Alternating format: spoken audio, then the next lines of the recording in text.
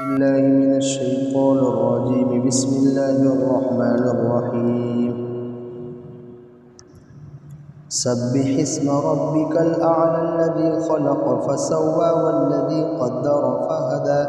والذي أخرج المرعى فجعله غثاء أحوى سنقرئك فلا تنسى إلا ما شاء الله إنه يعلم الجهر وما يخفى ونيسرك لليسرى فذكر إن نفعت الذكرى سيذكر من يخشى ويتجنبها الأشقى الذي يصلى النار الكبرى ثم لا يموت فيها ولا يحيا قد أفلح من تزكى وذكر اسم ربه فصلى بل تؤثرون الحياة الدنيا والآخرة خير وأبقى إن هذا لفي الصحف الأولى صحف إبراهيم وموسى۔ آپ اپنے بلند رب کے نام کی تسبیح بیان کیجئے جس نے پیدا کیا پھر ٹھیک بنایا، جس نے اندازہ لگایا پھر ہدایت دی، اور جس ذات نے چارہ نکالا پھر اسے کوڑا سیاہ بنا دیا۔ سنقرئک فلا تنسى، ان قریب ہم آپ قرآن مجید کو پڑھا دیں گے پھر آپ بھول نہ سکیں گے، الا ما شاء اللہ، مگر جو اللہ چاہے، بے شک وہ ظاہر اور مخفی کا جاننے والا ہے۔ اور ہم آسان شریعت کے لیے آپ کو آسانی عطا کریں گے، سو آپ نصیحت کیجئے اگر نصیحت نفع پہنچائے۔ نصیحت تو وہی حاصل کرتا ہے جو ڈرتا ہے، اور نصیحت سے وہ بدبخت بچا رہتا ہے الذی یصلی النار الکبری، جو بڑی آگ میں داخل ہوگا، پھر نہ وہ اس میں مر ہی جائے گا اور نہ ہی جیے گا۔ بے شک کامیاب ہو گیا وہ شخص جس نے اپنے آپ کو پاک کر لیا اور اپنے رب کا نام لے کر نماز پڑھی۔ بلکہ تم لوگ دنیاوی زندگی کو ترجیح دیتے ہو، حالانکہ آخرت بدرجہ بہتر اور پائیدار ہے۔ بے شک یہ پہلے صحیفوں یعنی ابراہیم اور موسیٰ علیہ نبینا وعلیہ السلام کے صحیفوں میں تھا۔ سورۃ الاعلیٰ چل رہی ہے۔ اصل مقصود نبی کریم صلی اللہ علیہ وسلم کو سنقرئک فلا تنسى کے ذریعے تسلی دینا ہے کہ اللہ کے رسول صلی اللہ علیہ وسلم کو قرآن مجید جب اتر رہا تھا تو آپ کو فکر لاحق ہو رہی تھی کہ کہیں ایسا نہ ہو کہ میں کوئی آیت بھول جاؤں، چونکہ میں تو پڑھا لکھا ہوا نہیں ہوں، تو اس طریقے کا ٹینشن اور فکر نبی کریم صلی اللہ علیہ وسلم کو سوار تھی۔ تو آپ علیہ السلام کو اس سلسلے میں تسلی دی گئی۔ اس سے پہلے سبح اسم ربک الاعلیٰ کہہ کر اللہ تبارک و تعالیٰ کی تسبیح بیان کرنے کو کہا گیا کہ آپ بھی اور آپ کی امت قیامت تک نبی کریم صلی اللہ علیہ وسلم کی جو امت ہے وہ اللہ تبارک و تعالیٰ کی تسبیح یعنی سبحان ربی العظیم، سبحان ربی الاعلیٰ، سبحان اللہ وبحمدہ، اس طریقے سے اللہ تبارک و تعالیٰ کے نام کی تسبیح بیان کریں۔ اور یہ انسان کی خصوصیت نہیں ہے، سارے ہی اللہ تبارک و تعالیٰ کی سارے ہی مخلوق، چرند پرند، ہر چیز اللہ تبارک و تعالیٰ کی تسبیح بیان کرتی ہے۔ پھر اللہ تبارک و تعالیٰ کی تسبیح کیوں بیان کرنا ہے، اس پر ابھارنے کے لیے کئی چیزیں بیان کی گئی بطور دلیل کے۔ ربک، اس لیے کہ وہ آپ کا رب ہے، آپ کا پالنہار ہے۔ ہر آن آپ پیدا نہیں ہوئے تھے، نطفے کی شکل میں تھے،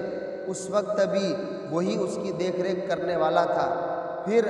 یعنی نطفے کے بعد انسانی شکل بنی، انسانی شکل کے بعد وہ ماں کے پیٹ سے باہر نکلا، اور آج تک حتیٰ کہ موت تک اور موت کے بعد بھی ہر شخص کی اور ہر چیز کی حفاظت اللہ تبارک و تعالیٰ ہی کرتے ہیں۔ اسباب راحت اللہ ہی دیتے ہیں، راحت کی چیزیں اللہ تبارک و تعالی ہی عطا فرماتے ہیں۔ تو یہ اللہ تبارک و تعالی تو رب ہے، ساری انسانیت کا اور سارے جہانوں کو پال رہا ہے، سب کو روزی روٹی کا انتظام وہی کر رہا ہے، عافیت وہی دے رہا ہے، صحت وہی دیتا ہے، ہر چیز اللہ تبارک و تعالی نے دی۔ تو وہ جب تمہارا پالن ہار ہے تو اسی کی تسبیح بیان کرنا ہوگی اور اسی کے گن گانے ہوں گے، سبحان ربی الاعلیٰ کہہ کر، سبحان ربی العظیم کہہ کر۔ نمبر 2، الاعلیٰ اس لیے تسبیح پڑھنا ہے کہ اعلیٰ سب سے بلند اگر کوئی ذات ہے، سب سے اونچی کوئی ذات ہے، کائنات کی سب سے بڑی ہستی اور سب سے بڑی اگر کوئی ذات ہے تو وہ اللہ تبارک و تعالیٰ ہی کی ذات ہے۔ تو جب وہ اعلیٰ ہے یعنی سب سے بلند ہے، سب سے زیادہ اونچے مرتبے والا ہے، ساری انسانیت کو پیدا کرنے والا ہے، سب سے بلند و بالا ہے، تو جو چیز بلند و بالا ہوگی اسی کی تسبیح بیان کی جائے گی۔ نمبر 3، الذی خلق فسوی، جس نے انسان کو اور ساری مخلوق کو پیدا کیا پھر اسے درست پیدا کیا۔ اللہ تبارک و تعالیٰ نے یہ تیسری دلیل بیان کی جا رہی کہ اسی کی کیوں تسبیح بیان کرنا ہے۔ 24 گھنٹے اسی کا استحضار، زبان آدمی کو موقع ملا اسی کی تسبیح شروع ہو گئی، آدمی کو موقع ملا اسی کی تحمید یعنی حمد بیان کرنا آدمی نے شروع کر دیا، اس لیے کہ وہی تو ذات ہے جس نے ساری مخلوق کو پیدا کیا، انسان کو پیدا کیا، نباتات کو پیدا کیا، پہاڑوں کو پیدا کیا، پرندوں کی شکل میں جتنی مخلوقات ہیں ان کو پیدا کیا، نباتات کی شکل میں جتنی مخلوقات ہیں ان کو اللہ تعالیٰ نے پیدا کیا، غلّاجات،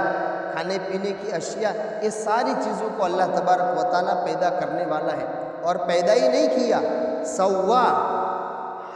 ہر ایک کے لیے اس کے مناسب جو شکل تھی بہتر اور اچھی، سب سے زیادہ خوبصورت شکل جو اس کے لیے مناسب تھی وہ اللہ تبارک و تعالیٰ نے اس کو عطا فرمائی۔ انسان کی شکل انسان کو عطا کی جس میں وہ سب سے زیادہ خوبصورت اور سب سے اچھا نظر آتا ہے۔ درخت کو جو شکل چاہیے تھی وہ شکل اللہ تبارک و تعالیٰ نے اس کو عطا فرمائی، اور عطا فرمانے کے بعد اس میں جس مقصد کے لیے اللہ تبارک و تعالیٰ نے اس کو پیدا کیا ہے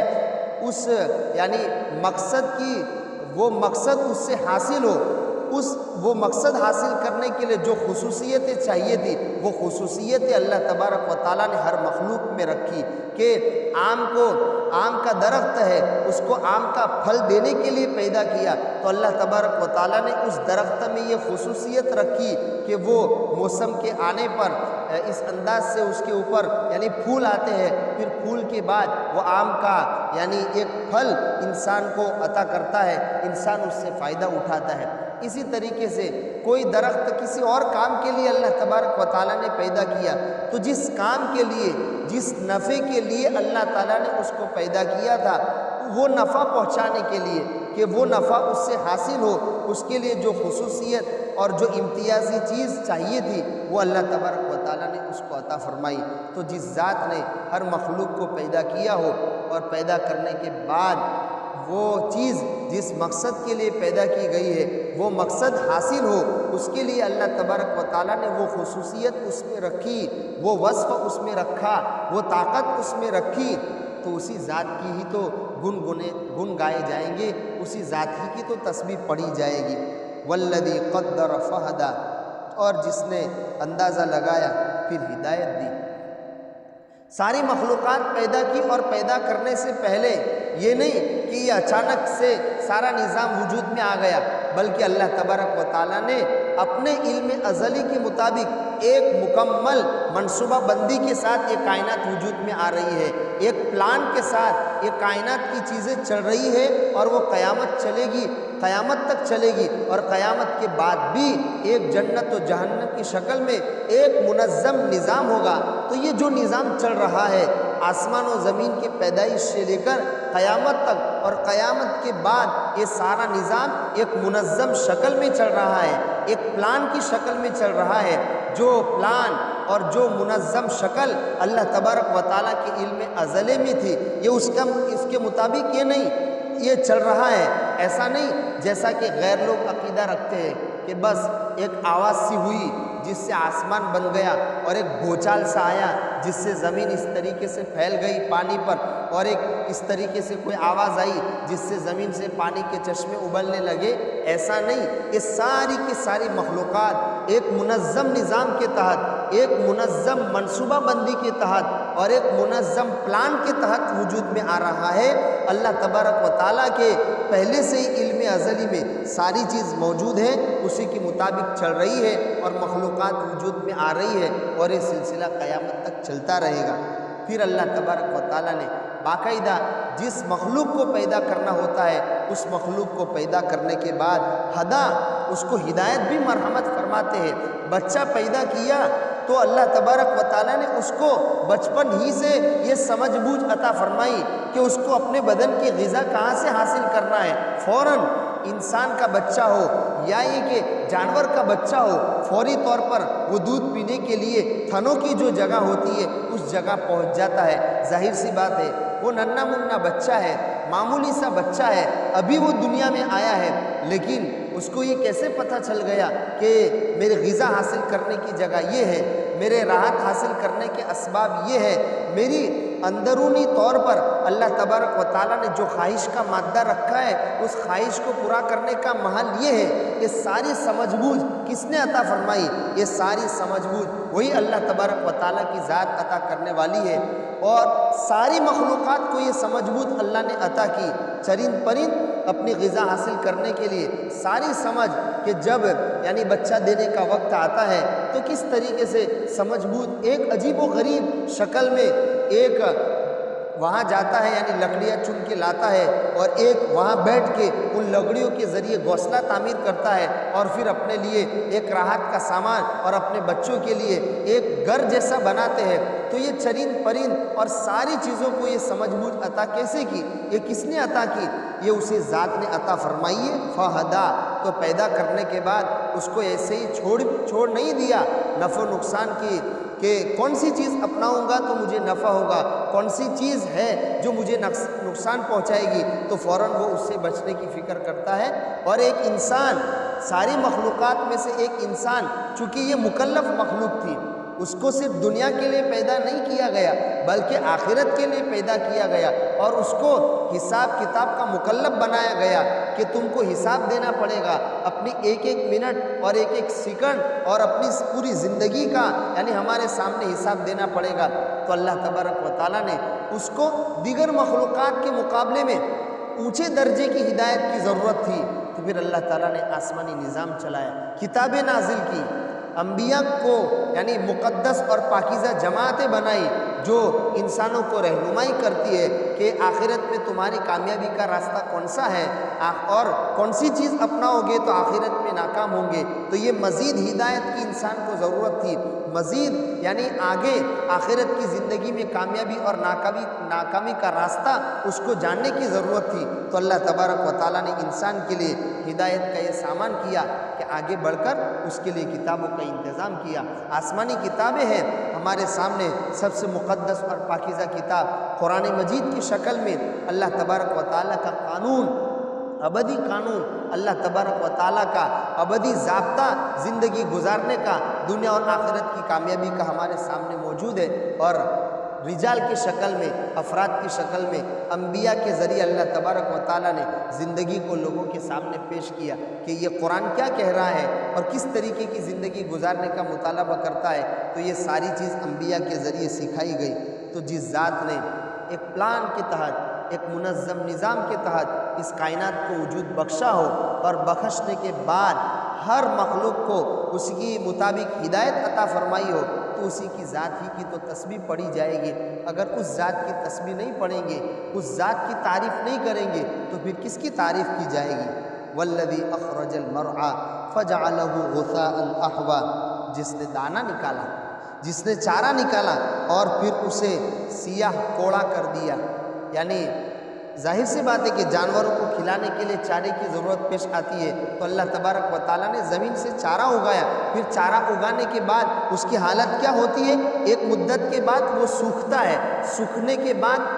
مائل بسیاہی ہوتا ہے، یعنی سیاہ سیاہ نظر آتا ہے۔ یہ بھی باقاعدہ اگر ہرا ہی رہے اور اس حد تک نہ پہنچے کہ وہ پیلا پڑ کے سیاہ نہ ہو جائے تو اس کی ذخیرہ اندوزی نہیں کی جا سکتی ہے۔ ہمارے بہت سارے یعنی جانور رکھنے والے حضرات جانتے ہیں کہ ذخیرہ اندوزی کے لیے باقاعدہ چارے کو سکھانا پڑتا ہے۔ اگر تھوڑا سے بھی اس میں یعنی کچھ ٹہنیاں بھیگی ہو اور کچھ ہری بھری ہو تو باقاعدہ اس کو پتھروں پر یا کہ کسی اور جگہ پر اس کو پھیلا کر آدمی مستقل اس کو سکھا دیتا ہے۔ پھر جب مکمل سوکھ جاتا ہے تو پھر اس کی پوڑیاں بنا کر یعنی اوپر یا کسی اور جگہ بھر دی جاتی ہے۔ یہ جو سوکھ کر جو اناج سوکھ کر جو چارہ بھرا گیا ہے اس کو آپ 4 مہینے تک چلاؤ، 5 مہینے تک چلاؤ، سال تک رکھو، اس کو کوئی سڑان نہیں لگے گی، اور اس کو آپ بھینس کو یا کسی جانور کو ڈالو گی تو وہ آسانی کے ساتھ کھا لے گا۔ تو اس کی بھی ضرورت پیش آتی ہے کہ چارہ ہرا بھی ہو اور ہرا ہونے کے بعد سوکھے بھی تاکہ اس کی ذخیرہ اندوزی کی جا سکے۔ تو جس ذات نے یہ نظام چلایا ہو کہ چارہ ہرا ہوتا ہے، ہرا ہونے کے بعد پھر وہی ذات اس کو سکھاتی بھی ہے، تو اسی ذات ہی کی تسبیح بیان کی جائے گی، اسی ذات ہی کے 24 گھنٹے گن گائے جائیں گے اور اسی ذات ہی کی تعریف کی جائے گی۔ تو یہ اللہ تبارک و تعالیٰ نے متعدد دلیلیں بیان کی تاکہ تسبیح پڑھنے کا، اسی ذات کی تسبیح پڑھنے کا کیوں حکم دیا جا رہا ہے۔ پھر اس کے بعد اصل جو مقصود تھا کہ نبی کریم صلی اللہ علیہ وسلم کو تسلی دی جا رہی تھی، سنقرئک فلا تنسیٰ، آپ فکر مت کرو، آپ ان پڑھ ہونے کی وجہ سے، امی ہونے کی وجہ سے آپ کو اس بات کا ٹینشن لینے کی ضرورت نہیں ہے کہ قرآن مجید کے کیسے میں محفوظ کر پاؤں گا۔ ہم آپ کو پڑھائیں گے جس کے نتیجے میں آپ بھول نہ سکیں گے، آپ کے دل میں جمانا، قیامت تک اس قرآن مجید کو باقی رکھنا، یہ سارا یعنی ہمارے ذمے ہے، ہم اس کو نبھائیں گے۔ چنانچہ اللہ تبارک و تعالیٰ نے نبی کریم صلی اللہ علیہ وسلم کے سینے میں تو محفوظ کیا ہی کیا، آپ کے ذریعے کئی حفاظ صحابہ پیدا ہوئے، حفاظ صحابہ کے بعد حفاظ تابعین ہوئے، اور آج اللہ تبارک و تعالیٰ اسی قرآن مجید کے یعنی یہ جو اللہ تبارک و تعالیٰ نے نبی کریم صلی اللہ علیہ وسلم کو جو بشارت سنائی تھی کہ قرآن ہم محفوظ کرنے والے ہیں، اس کا نظام آج تک چل رہا ہے کہ چھوٹے سے چھوٹے 12 یا 15 سالہ بچے پورے قرآن مجید کو مکمل اپنے سینوں میں محفوظ کر لیتے ہیں۔ تو یہ آپ اس کی فکر مت کیجئے، اللہ تبارک و تعالیٰ کی جانب سے نبی جی کو بشارت سنائی جا رہی ہے کہ قرآن مجید کو محفوظ کرنا ہمارے ذمے ہے۔ اللہ تبارک و تعالیٰ قرآن کی صحیح سمجھ عطا فرمائے، عمل کرنے کی توفیق عطا فرمائے۔ سبحان اللہ و بحمدہ، سبحانک اللہم و بحمدک۔